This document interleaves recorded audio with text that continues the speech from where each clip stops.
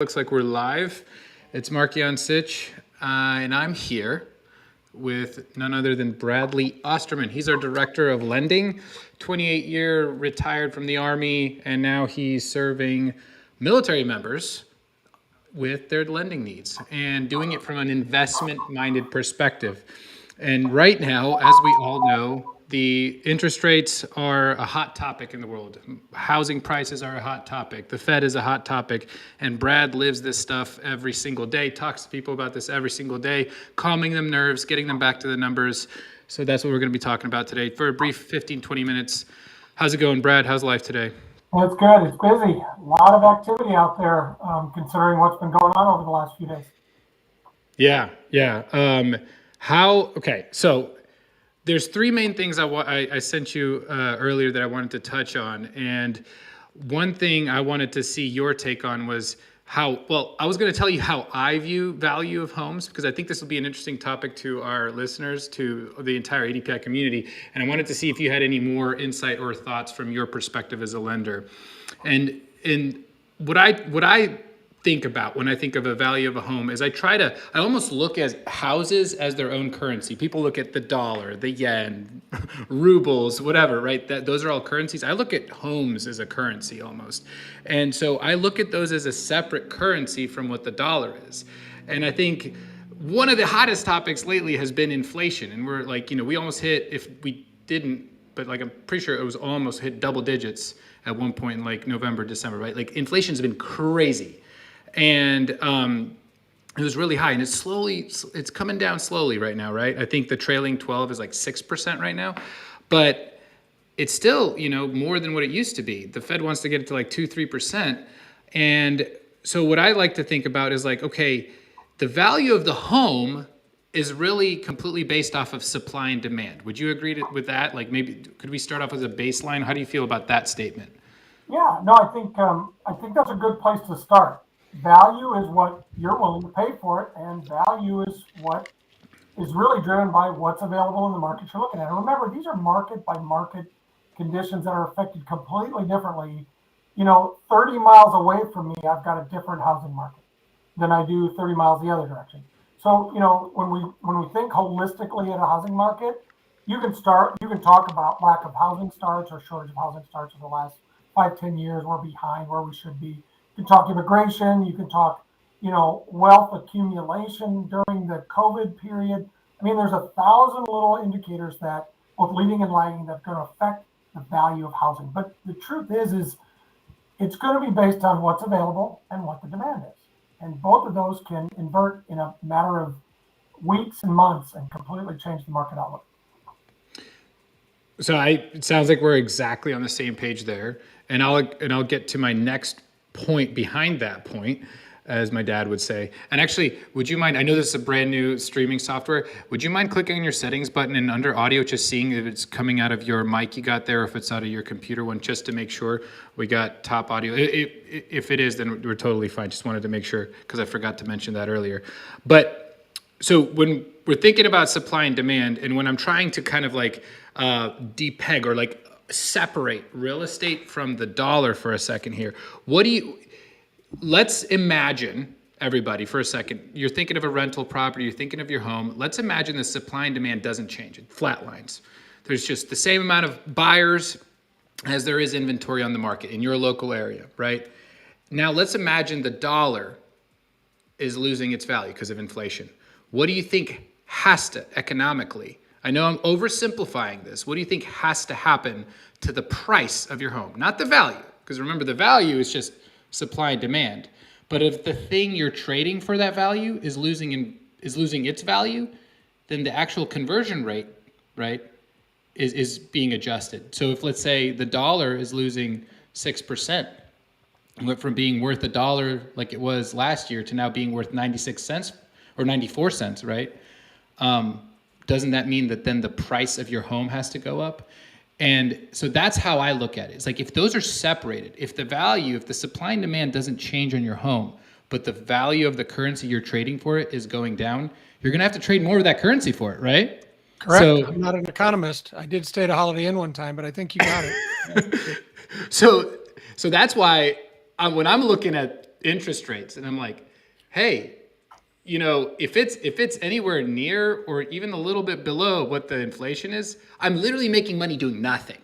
If I can borrow money for less than inflation, I'm making money. Because the price of as long as supply and demand stays the same.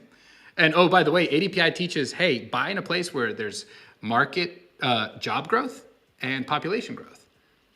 You're basically, if you do that kind of a little bit of homework in advance, you're stacking the deck in your favor to have demand continue being on the rise, right? So I know there's more to it, but I just wanted to layer in that's my second point. Do you kind of see it that way as well? Yeah, absolutely. But you also remember the rents are going to go up as well too, right? Supply demand doesn't change, but you got population growth. People need a place to live. They're going to have to rent. So that means rent prices should follow accordingly. That was actually what I looked at when I moved to St. Petersburg, because it's this little landlocked peninsula, and I was looking at it. I was like, dang. As soon as I was like, prices are too crazy here, I switched the little thing on Zillow from the buy to the purples, like the rents. And I was like, the rents are even more ridiculous. So I was like, supply and demand, that ratio in this market is healthy.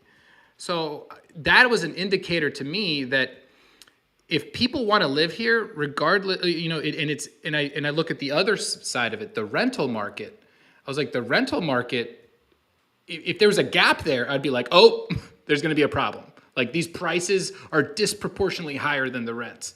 But the rent, there was literally nothing for me to rent for my family that was even like close to being something reasonable when you're comparing to the mortgages. So that was an indicator for me. So I don't know. One more thing I wanted to touch on was interest rates, which I know you probably have a lot of questions about, and let me make sure I'm remembering our little agenda here correctly. And then also, when it's like, why is it more favorable, for example, to buy in a market where it's not as much of a seller's market like it was, let's say, in February of 2022, right? What can you negotiate? What can you accomplish, even though the interest rates are a little bit higher, and thinking into the future? Like I often say, like you make money, and this is a common real estate thing, like you make your money on when you buy the property, not when you sell, right? So if you're in a better position to buy, what are some things you're seeing now that you're advising like ADPI clients on to try to make happen when they buy the property so that they really maximize their returns, years down the road? Yeah, great question. For the last year plus, we've struggled in the seller's market and high interest rate environment, right? A lot of people have been sitting on the sidelines because of that, rightfully so in a lot of cases, but not good if you're just scared because you're making emotional decisions because the interest rate is high. I'm going to age myself a little bit and say that these interest rates aren't bad, folks. A lot of you heard me tell the story on podcasts and shorts and all this stuff. These interest rates are bad. My father paid 23% for his first house in 1967. I paid upwards of 10 and a quarter on my first house in 1995. So, I look at it and I kind of laugh at how people are so emotionally invested in interest rates. But again, I will preach till the day is long that it's about math. Look away from the real estate or from the interest rate and just do the math. If it cash flows today, it's going to cash flow better tomorrow because you've got it. It's just going to get better and better because you're going to owe less on the property when you do decide, if the interest rate environment supports it, to refinance. You're going to be in a better price. So somebody in there said 13% and 7.75%. Absolutely. See, so there are some out there that are maybe a little more advanced age than you are, Markian. But back to your question, what am I seeing in the market today? It's crazy. I've been seeing a lot of amazing things happening as sellers are their bubbles are starting to be burst that they can get above asking and 32 cash offers in the first 17 seconds of a listing post, right? People are like, my house has been on the market in 2 weeks. I have to show it at an open house in 2 weeks. And they're just floored that inventory is starting to pick up, right? There's all these other things that you got to think about too. Time of the year, holidays, cold weather in the north. Nobody wants to go to a house showing when it's 20 below zero, right? Weather has a huge effect on people. What's going on in in their lives at this point, darkness, Right. all these things affect that. But I'm seeing buyers ask for seller credits. They're back. With sellers holding on to those high expectations and lofty prices, the way you get around that is you go, hey, listen, I'll give you your asking price, but I want up to 4% back on my VA loan. Okay. And if you put 10% down or more on a conventional, you can get up to 6%. 0 to 10%, you can get 3% back in seller credits. Listen, that's a great way to get in no closing costs. And for a VA buyer, technically you can make it so that you can get in no money down. I recently closed a loan to a great ADPI family that has been with me for a long time, several buys. They only got all their seller credits paid for every penny of their closing costs, and they got their entire $5,000 down payment back, and even some rate buy down points in that entire scenario. So Talk about buy right. Yeah. About buy right. Yeah. Right. Like that's so that wouldn't have happened 9 months ago. A, B, you are dating a higher rate now, but keyword there is dating, right? And even then, it sounds like they got it bought down a little bit to something probably very reasonable if you look at it historically, right? And so now, if we have an upswing in like the economy, and then eventually, I don't know, year 2, 3 from now, rates start going down a little bit. If they at least go down half a point from what they have now, and there's a couple other nuances of a whole video of this on YouTube on what it takes to do a VA IRRRL, right? They can do a VA IRRRL, skip a month or two of payments, lower their monthly payments, boom. Like, so easy for veterans to take advantage of that. And So increase their cash flow, right? For future opportunities once that becomes their rental property. That's what blew my the stage for mind. success. I did actually every single one of my VA IRRRLs I did when it was a rental. I wasn't even living in the house. When I first bought the house, I didn't know I could do that. Like, this was years ago. But I thought, then I talked to, our team, and I was like, wait a second. I don't live there. I can still do an IRRRL. Oh, yeah. I was like, oh, sweet. Let's do it.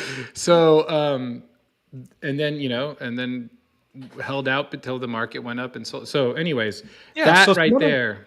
Some other things I'm seeing, right? So I've had clients where there were sewer issues, hookup issues. They've shared expenses. There's ways we can expense out repairs so they don't cost against certain portions of the seller credit limits, right? So, find somebody that knows what they're doing, and you can really have a great plan going forward, and make sure you war game this. I was up Monday night till about 9 p.m. working with a client, trying to establish their offer in a very difficult builders community, to try and get value out of that builder by using these various setups to help reduce their cash required at closing and to get the best deal possible on the purchase price. Now, what we have seen in the last years or so is people have been paying above asking price, hoping and praying that appraisal is going to come in at that price, right? So that's that some people can get into, trying to increase price over asking in order to get seller credits back. That's great, but make sure you're working with your real estate professional to ensure that the appraisal expectation is realistic. All right. Zillow may or may not be your best friend in that. Right? Oh, yeah. Professional. Do your market research, look at recent sales, do your own appraisal, because if you don't do it right, the appraisal doesn't come in or if it comes in under your purchase price and you don't have a renegotiation clause, you're stuck paying the difference. So make sure you war game that properly with your real estate professional and your loan officer. Both of them should be a part of that discussion with you. Yeah.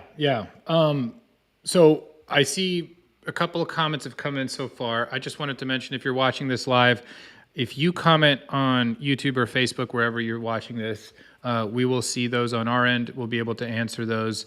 Got someone saying that they IRR'd their way down and it was awesome, and then they bought a few turnkeys, were able to refinance those and pull out $47,000 cash.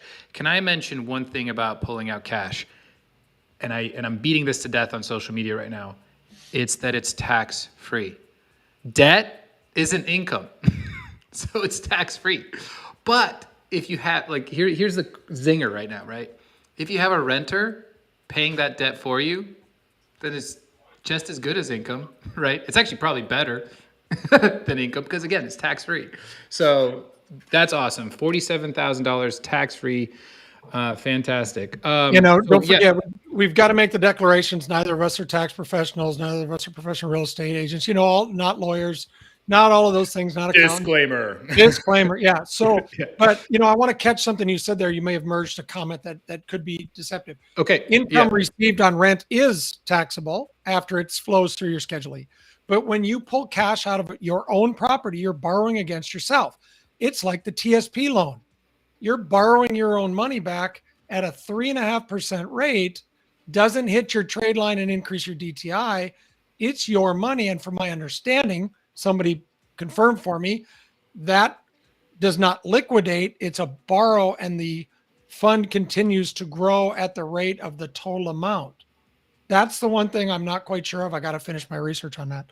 But if somebody knows the answer to that, I'd love to hear it in the comments. You're talking about specifically the TSP? Correct. If you borrow against your TSP, does the value continue to earn at the value before the loan, or does it earn at the value after the loan? I would love to know that too, because specifically, that is why I love, and this is gonna ruffle a bunch of feathers right now. I love whole life insurance because I can borrow against it while it continues growing. Whoops, I just said it. Don't. If you don't like whole life insurance, don't worry. Maybe it's not for you. But yes, I would love to know that. I'm going to look into that myself too. Actually, I think we have an article on that. Maybe I need to brush up on that, because borrowing against versus actually borrowing is two completely different things, folks, right? If you have $50,000 and you borrow 30, that means that you take away 30 from that 50. And now that pot only has 20 and you have the 30 and you have to repay it.